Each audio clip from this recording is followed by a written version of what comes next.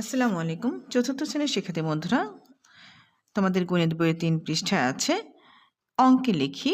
এই ৩ নম্বরে এই কথায় আছে আমরা অঙ্কে লিখব। তো কিভাবে লিখব আমি তোমাদের সুন্দরভাবে কৌশল বুঝিয়ে দিচ্ছি। যেমন এখানে আছে ৫,৫৭,৩৬২। কি আছে? লক্ষ। কেমন?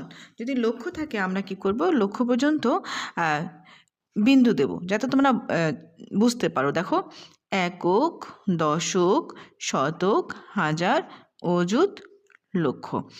এখন কি বলেছে? ৫ লক্ষ। তাই যে লক্ষর ঘরে আমরা কি লিখব? ৫ লিখব। ৫৭,০০০ বলেছে। দেখো, একক, দশক, শতক, হাজার, হাজারের ঘর এখানে। তো ৫৭ লিখতে কি লাগে? ৫ × ৭।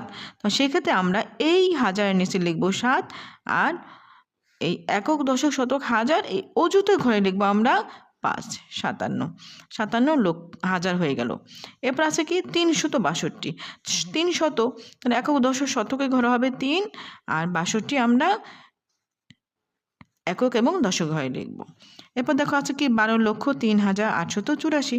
তাহলে লক্ষ পর্যন্ত আছে। দেখো, একক, দশক, শতক, হাজার, অযুত, লক্ষ। তো ১২ লক্ষ আমরা কি করব? এই লক্ষর ঘরে ১২ লিখতে হবে। কেমন? এই যে এটা লক্ষের ঘর, লক্ষের ঘরে ২, এই বাম পাশে খালি ঘরটা এখানে আমরা ১ লিখব। ১২ লক্ষ। ৩,০০০, তাই একক, দশক, শতক, হাজার, এই হাজারের ঘরে আমরা ৩ লিখব। ৩,৮৮৪। তাহলে এই শতকের ঘরে ৮, আর ৮৪ লিখব আমরা একক এবং দশকের ঘরে। আর এই যে যেটা ঘরে বাকি রইলো এখানে আমরা একটা শূন্য দেব। এবার আছে দেখো, ৫৫,১৮,০০০, এটা হলো ৫ হবে, ৫৩৬। তাহলে লক্ষ, একক, দশক, শতক, হাজার, অযুত, লক্ষ। তাহলে ৫৫ লক্ষ লিখতে কি লাগে? ২টি ৫ লাগে। আমরা লক্ষ করে ৫৫ লিখব।